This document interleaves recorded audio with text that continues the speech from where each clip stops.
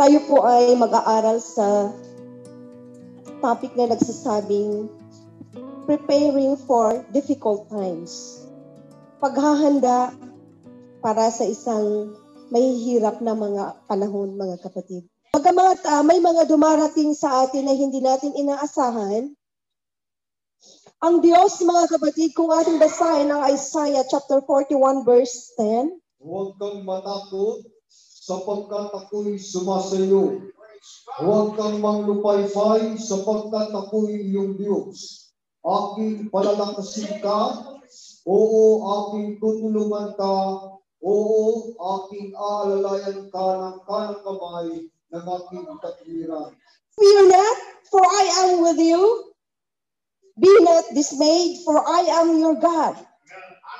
I will strengthen you. Yes, I will help you. Yes, I will uphold you with the right hand of my righteousness. Ang ating paghahanda ay katulad din ng paghahanda ng isang naglalakbay. Kung kayo ay merong trucking services business, bago po papailang lang ang inyong sasakyan, you have to make sure na meron po kayong reserve na tire, meron kayong mga tire wrench, meron kayong mga tools, meron kayong ipinapadalang pocket money sa driver in case of emergency. Lalo't higit, long distance ang kanilang biyahe. Maging sa mga simpleng motorista, sa inyo na merong mga 4 wheels, may mga 2 wheels, bago kayo tumakbo, meron kayong nakalagay na sa carrier ninyo na lahat ng kakailanganin sa pagbibiyahe ay meron. Pag tayo sumakay ng barko, mga kapatid, naisip ba natin malulunod ang barkong ito? Di ba wala ang isip natin makarating ako sa aking paruruunan?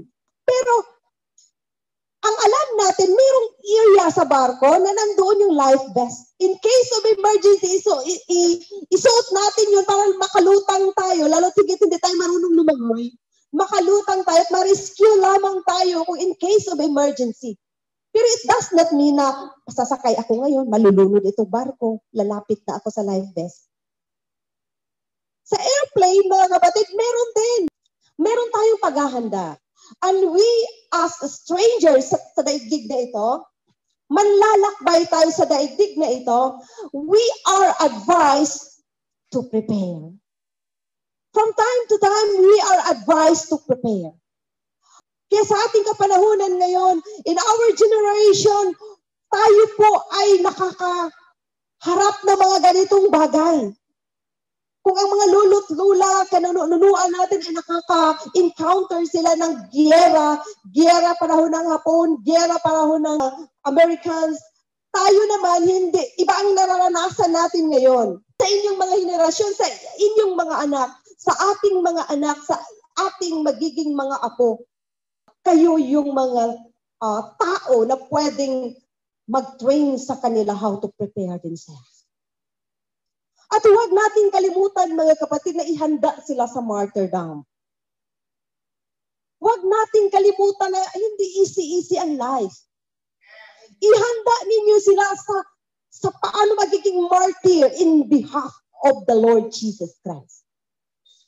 Because gustuhin natin sa hindi, persecution will come.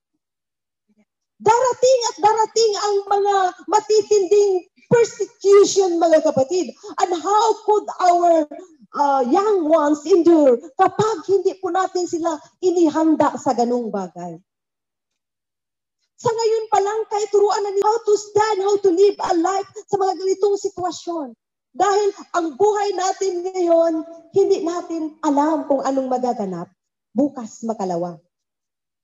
Alam niyo, mga kapatid, it's very easy to give up kapag tiyan na ang pag-uusapan. It is very easy to give up maging ang mga matatanda. We just do not know kung kailan ang right time ng implementation ng Antichrist. And number one target, of course, ay ang mananampalataya. The Bible says, even the elect, maging ang mga hirang ay madadaya. So sa mga ganitong bagay, we have to train ourselves paano tumayo sa mga ganitong sitwasyon. Hindi biro masaktan. Ha? Subukan mong kuhanan ka lang na isang kuko. Kaya mo? Oo, siguro pag na-disgrasya ka, pero yung sadyaing tanggalan ka ng kuko, tanggalan ka ng isang tenga. Mga kapatid, very painful. Hindi ka makainom ng tubig kapag wala kang tatak. Hindi ka makabili ng asukal. E paano kung may maliit kang anak? So can you imagine that time kung dadating man? We just do not know kung maabutan natin, pero our young ones, ang inyong mga apo, ang inyong mga anak. At hindi natin alam, baka tayo din ay kasali. Dahil we just do not know what is tomorrow. Ang taong naghahanda, mga kapatid, ay considered as wise. In John 16 verse 33, kung ating basahin, ang mga bagay na ito ay sinalita ko sa inyo upang kayo'y magkaroon sa akin ng kapayapaan. Sa sanglibutan ay mayroon kayong kapighatian, ngunit laksan ninyo ang loob, aking dinaigang sanglibutan. So these things I have spoken to you, that in me you might have peace. And the world you shall have tribulation. But be of good cheer, ang sabi ng ating Panginoon, I have overcome this world. Now, what are the preparation for these possible difficulties? Ano po ang pwede nating ihanda? So number one, na kailangan nating i-prepare, mga kapatid, be as healthy as you can. Magiging healthy naman daw sana tayo. Ang sabi po ng 1 Corinthians chapter 6 verses 19 to 20, mga kapatid, kung ating basahin. O hindi ba ninyo nalalaman na ang inyong katawan ay templo ng Espiritu Santo na nasa inyo, na tinanggap ninyo sa Diyos at hindi kayo sa inyong sarili. Sapagkat kayo'y bining sa halaga, luwalhatiin na ninyo ng inyong katawan ang Diyos. Ang ating katawan, number one nating ingatan, mga kapatid, dahil kailangan nating i-prepare ito. At ang ating katawan ay temple of the Holy Ghost. Ang sabi doon, know ye not that ye are the temple of the Holy Ghost? At tayo'y binili na. So itong katawan pala natin, hindi natin dapat abusuhin. For ye are bought with a price. Therefore glorify God in your body and in your spirit. Let God be honored in our bodies. Kung kaya po ang ating ulo, mga kapatid, ang ating utak ay nasa itaas para po makontrol niya yung ating whole being. Bakit ang utak natin wala dito sa braso? Nandito, nasa taas talaga siya. 4 na bahagi yan, cerebrum, cerebellum, ano pa ba yun? Para mag-isip. Para bigyan ng kaalaman. Kasi kailangan po nating lumaban against our enemy, against our adversity. At para maalagaan po ang templo ng Diyos na meron tayo, mga kapatid, unang-una na atin pong masabi nating i-abuse yung ating katawan kung ano po yung ini-intake natin. Kung ano po yung nakakapag-defile ng body natin. Nakakasira ng ating katawan. Hindi masama kumain. Yun na nga ang trip natin, yun na nga lang ang kasayangan natin kumain. Pero lalo tigit, nagkakaedad na tayo, kailangan po nating alagaan yung templo ng Diyos. Kasi kung araw-araw ka kumakain ng litsyo ng baboy at taba-taba pa talaga yung gusto mo, mga kapatid, anong ginagawa mo ngayon sa templo ng Diyos? Puno i-trip ko kasi favorite ko kasi yung tabang baboy lagi araw-araw. Anong mangyayari sa templo ng Panginoon? Mahilo. So we need to take care of ourselves. Siguro noong mga teenagers pa tayo, walang limit naman sa pagkain, no? Kahit araw-araw siguro, walang problema.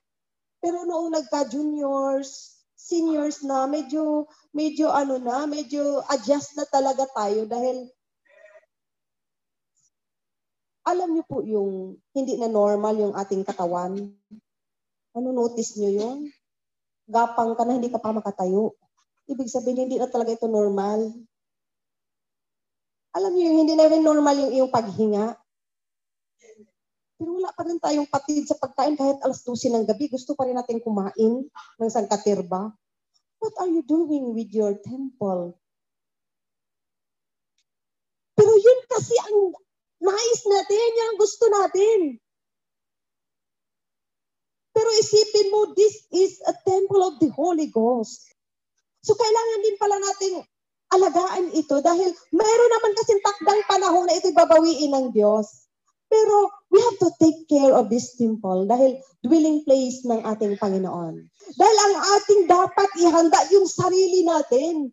Unang-una, hindi ka makapagpuri sa Diyos na 100% kung may nararamdaman ka. That is one thing sure. Hindi mo maipalakpak ng bunggang-bungga ang mga kamay mo kung masasakit na yung mga daliri mo at hindi na-align na curve ng ganon. That is reality in life. Hindi ka makagising sa umaga at makabangon ng maaga dahil ang sakit lahat ng kasuan mo. Bakit? Puno na ng uric acid. Dahil ininom mo ng isang galon na Coke noong kabataan mo, araw-araw. Mga kapatid, bakit natin ihanda yung ating mga sarili dahil ito yung nagpupuri sa Diyos. Kaya ang alam nyo, kapag nagpupuri tayo sa Diyos, mahabag ang Panginoon nakikita. Ako nagpupuri sa Panginoon. Ako'y lulundag. Kasi hindi na kaya. Masakit ang mga kasuan, masakit ang tuhod. What happened to you? Kinain ko lang naman isang karton ng chocolate na ako'y bata pa. Hindi ako namigay. Kasi masarap. Lechon manok lagi araw-araw, lechon baboy. Ay, pakapihin ka ba naman 8 bisis isang araw? Tapos hindi patasa na, ganun pa kalaki mga taka na yung sa ibon na ganun kalaki, hindi nakapi yun. So ano mangyayari sa ating preparasyon ng ating katawan? The enemy will going to ruin the temple. Sisirain talaga ng enemy yung templo ng Diyos, mga kapatid. By all means, sinong mag-take care at mag-educate sa mga anak ninyo? Sinong mag-train sa mga anak ninyo to stand firm sa mga tribulation camps? Kung pahupay-hupay na kayo, sakitin kayo, irritable pa, hindi na makakausap ng maayos. Kapag ang tao ay may ayaw ng ingay, kaya magagaganyan-ganyan ka, tapos gumaganon-ganon ang sahig, magagalit din. Ayaw nang buksan ang bintana. Gusto ay parang kabog doon na naglimlim sa loob. Alam mo yung kabog? Yung bat. Kuyabog. Ayaw nang liwanag. Kasi kaya talagang yung how to deal with person na mayroong sakit, talagang makikisama ka na to the maximum level. Kasi kapag awayin mo, baka ma-stroke siya. Ikaw pa ang sisihin. So we need to prepare ourselves, our body, as a temple of the Holy Ghost. Ingatan natin. Pag sinabi ng doktor, kumain ka ng kamote. Walang halo, kamote lang. Iisin mo kahit tumutulo ang luha mo sa kamote. Kasi sabi ng doktor, para maalagaan ang templo ng Diyos, atin pong i-control. Magda-diet, matuto tayo mag-diet. Sa food intake natin, kailangan maging maingat tayo. Lifestyle natin, kailangan din natin magpahinga. Dahil sabi ng Diyos, kailangan din natin magpahinga. Kailangan natin mag-exercise. So may mga tao na mga kapatid ko na ayaw magpahinga sa paghahanap buhay. Nalilipasan na ng gutom, mayroong wala ng kontrol sa pagkain, wala ng ehersisyo, dahil sa trabaho. Mayroong ayaw ng gulay, puro karne. Mayroon namang gusto, puro matatamis. Praise God. Ngunit alam niyo ba, sadyang ang panahon ay maniningil. So kapag hindi po healthy ang ating katawan, anong ilalaban natin pagdating sa crisis in life? Bahala na Lord, sige, tamaan na lang ng bomba. Kasi hindi ka na nga makagalaw. Paano natin malagpasan kung ang mga katawan natin ay nanghihina na? Ang sabi ng 3 John 1:2, pabasa po mga kapatid. Minamahal, aking idinadalangin na sa lahat ng mga bagay ay guminhawa ka at bumuti ang iyong katawan na gaya ng pagginhawa ng inyong kaluluwa. I pray that you may enjoy good health. Gusto po niya na tayo naman sana ay ma-enjoy natin yung good health, mga kapatid. Maging ang Matthew chapter 26 verse 41, sinasabi ni Jesus Christ, mga kapatid, na ang ating niyang laman ay talagang weak. Bagamat ang espiritu natin ay willing, pero ang ating mga laman ay weak. Sa time na iyon na nais ng Diyos na ang kanyang mga apostles ay mag-pray, hindi nila kinayang mag-pray. Natulog na lang talaga sila because their flesh are weak. Di ba pag masama ang damdam natin, masama talaga, gusto lang tayong umiga dahil hindi na natin kayang mag-pray. Itulog na lang talaga natin. Itulog ng itulog, ihiga, ilubog. Bakit? Hindi na kaya ng katawan. Praise God, but God. Pero kapag ikay nasa maayos na sitwasyon ng katawan mo, nakakapag-pray ka sa Panginoon. Praise the Lord. And kung ating basahin ang Mark chapter 6 verse 31. At sinabi niya sa kanila, magsiparito kayo ng bukod sa isang dakong ilang at magpahinga kayo ng kaunti, sapagkat marami ang nagpaparoot parito at sila'y hindi man lamang nakapagpapanahon na magsikain. So nais ng Diyos, mga kapatid, na tayo ay meron ding pahinga sa ating sarili. Huwag nating patayin ang ating sarili sa paghahanap buhay, sa paghahanap ng pera, making money, dahil tandaan mo, hindi mo alam kung mapapakinabangan mo pa iyan. So another thing, mga kapatid, that we need to prepare, save as much as you can. Tayo raw ay mag-sibi-sibi, mag-ipon-ipon, maghulog-hulog sa piggy bank, sa bamboo bank, sa coconut shell bank. Kasi kung sa bank ka, mag-withdraw, kailangan mo ng face shield, face mask. Kung may lagnat ka, hindi ka maka-withdraw. Wala namang masamang magbangko kayo. Pero in our time, nowadays, hindi ka makapasok basta ng bangko kapag ikay may karamdaman. So, mga kapatid, we need to save. Proverbs chapter 6 verses 6 hanggang 8. Kung maroon ka sa langgam, ikaw na tamad. Masdan mo ang kanyang mga lakad at magpakapantas ka. Na bagaman walang pangulo, tagapamahala o pinuno, naghahanda ng kanyang pagkain sa tag-init at pinipisa ng kanyang pagkain sa pag-aani. Save as much as you can, mga kapatid. Ibig sabihin, hindi tayo magiging tamad habang taglay pa natin yung ating lakas. Everything na pwedeng magawa ng iyong kamay, na pwede kang kumita, gawin mo habang ikay malakas pa. Dahil kapag ang hilig natin ay matulog lamang, ang sabi ng Panginoon, yes, Lord, look at the ants. Ikaw, taong tamad, tingnan mo ang langgam. Ang Panginoon nagsasabi sa atin, kahiya naman yun, mga kapatid. May daliri ba ang langgam? May ngipin? May mata? May paa? Hindi natin masyadong ma-visualize kung kumpleto ang langgam. Pero tayo kumpleto. Ipinahantulad tayo sa langgam kapag hindi tayo kumilos habang tayo bata pa.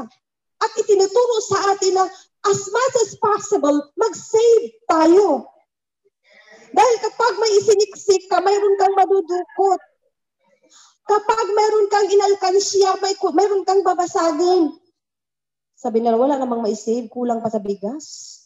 Mga kapatid, kapag ang attitude mo talaga ay 10 piso ang kita ko, ikatin ko yung piso, itabi ko rito, kasi tithes ko ito. Itong 1 piso, ito yung aking savings. Itong 8, ito lang ang pwede kong ibili ng aking pagkain. Pero kung lahat ng kikita mo, may sitsirya, may ganito ganyan, may ganito kalaking sitsirya, subo-subo, sige, wala na talagang masave, mangungutang ka pa sa tindahan. Kasi ang isip mo, kain ako. Kain ako. We need to save. The Bible teaches us. So number 3, mga kapatid, be knowledgeable as you can. Ang pag-aaral ay continuous. Continuous process ang pag-aaral. Hindi matanda na ako, hindi na ako mag-aaral. Hindi. Continuous talaga yun. Hirap na ako mag-memorize. Sige lang, memorize pa rin. Kasi continuous yun. Kailangan nating matuto, mga kapatid. Ang sabi ng Proverbs 24 verse 5, ang pantas na tao ay malakas Oo, ang taong maalam ay lumalago ang kapangyarihan. Praise God. So ang sabi daw, ang pantas na tao ay malakas. Oo, ang taong maalam ay lumalago ang kapangyarihan. So isang napakagandang bagay, mga kapatid, na meron tayong alam. Ang hirap na isa lang talaga tayo sa isang sitwasyon na hindi natin alam dahil mangangapa tayo. And if there is an opportunity, mga kapatid, na makapagpuri tayo sa Panginoon at magalak tayo sa Diyos, ay kailangan nating magalak. Kung mayroong pagkakataon, mga kapatid, na makikita natin na ang kabutihan at kagandahan ng ginawa ng Diyos, learn to appreciate small things. Kaya bakit? Hindi mo alam, bukas magla-lockdown na. Alam niyo, mga kapatid, kapag ikaw ay mahilig talagang ma-appreciate ang kagandahan ng ginawa ng Diyos, paggising pa lang sa umaga, from the rising of the sun, nakikita mo na po yung kagandahan ng sunrise. Praise the Lord, napaganda ng sunrise. Hindi ko alam bukas kung masilayan ko pa ang pagsikat ng araw. Kung makikita mo naman pakaganda ng sunset, why not take a while at purihin ng Diyos na pagkaganda niyan, Panginoon? Rainbow, maraming kulay. Purihin ka, O Diyos. Salamat dahil bukas hindi ko alam. Praise God. So learn to be mapasalamatin sa ating Panginoon. I-appreciate natin ang beauty of God's creation, mga kapatid. And remember, kailangan nating magsaya. Kailangan nating magsaya sa ating buhay. Maraming tao, mga kapatid, ang ayaw nilang ma-enjoy ang sarili nila because of the future syndrome. Lagi silang nalulungkot. Iniisip kasi nila ang bukas, ano kayang kakainin ko, ano kayang iaral ng anak ko, ano kayang ibayad sa billing bukas. Future syndrome, hindi ka nga talaga sasaya. Ano kayang mangyayari? Meron pa kayang pag-asa? Meron. So, ganun yung isip ng tao, kaya hindi na talaga siya sasaya. Kapag merong pribilehiyo na sasaya ka, magsaya ka. Paano kung nasa panahon na ng problema? Ano na ang itsura mo? Kaya nga nating magsaya araw-araw na ginawa ng ating Panginoon. Dahil ang sabi nga ng Diyos, rejoice in the Lord always. And again, I say rejoice. Kaya mga kapatid, maraming nagtatrabaho ngayon. Ang sabi nila, magsikap tayong magtrabaho ngayon para kumita. Bukas na yung saya-saya na yan. Bukas na yung date with the family kasi kailangan natin magtrabaho ngayon. Kinabukasan, nanay, kailangan tayo, mamasya sa plaza. Hindi, magtrabaho tayo ngayon kasi kailangan kumita. Bukas saka na yung pasyal-pasyal. O the following day, sige, magtrabaho ulit tayo ngayon. Pag kumain, hindi pwedeng kumain na lang. Kailangan gumagawa ang kamay para may merong production. Sa pagkape, hindi kailangan umupo. Kailangan magtrabaho na magkape kasi oras i-maximize natin. Talagang ganun well, talaga maganda naman sana yun. Pero alam mo ba ang bukas? Kinabukasan na i-stroke ka. Wala ka ng panahong i-enjoy ang sarili mo. Ultimo ice cream, hindi ka na pwedeng kumain. Dahil bawal. So what for yung pinaghirapan natin na hindi natin i-enjoy sa Panginoon, mga kapatid? Ha? Kasi kung good health tayo, nakakapag-share pa tayo sa mahihirap. Alam niyo ang kagalakan ng tao kapag nakapag-share siya. Yun lang makapagbigay ka sa mga mahal mo sa buhay. Parang, wow, thank you Lord. I still have spare na i-share ko pa. So our principle, mga kapatid, ay ganun eh. Gusto natin ng kumita lagi, walang panahon minsan na sa Panginoon. Sayang lahat ang bawat pagkakataon kapag hindi kumita. Pero alam mo ang principle ng Diyos, binasa kanina ni Brother Boyet sa Matthew chapter 6:25. Look at the birds in the air. Our principle is very much different sa Panginoon. For our ways is not His ways. Ang gusto talaga natin, Lord, para mayroon kaming makain pa talaga bukas, Panginoon. Ang aking mga anak maliliit pa para mayroon akong bangko na maiwan sa kanila, bankbook. Panginoon, siyempre yun yung mindset natin sa ating mga anak. Nagsisikap tayo. Pero remember, ang mindset ng Panginoon, ang sabi niya, look at the birds in the air. Hindi nagtatanim, hindi naghasik. But ako, na Ama ang nagpapakain sa kanila. Pero hindi tayo naniniwala eh. Kailangan talaga magsikap para ako makakain. Yung ating faith sa Diyos ay nagdi-degrade. Gusto natin sagan ang ating lakas, mga kapatid. Well, binigyan tayo ng Diyos ng kalayaan. Pero ang alalahanin natin, sana mayroon kasing panuntunan ang Panginoon. Na nabanggit din ng ating devotion kanina. That if we'll learn to seek first the Lord, everything ay idadagdag niya sa atin. Alam ng Diyos ang ating pangangailangan. Alam ng Diyos ang ating pangamba. Alam ng Diyos ang mga hindi natin kaya sa buhay. But if we began to seek first the Lord, ang kasalita ng Panginoon ay subok. At kailanman ang Diyos ay hindi nagmamaliw. Kailanman ang Diyos ay hindi nagsisinungaling, mga kapatid. Subok ang kanyang salita. All we have to do is to believe the Word of God.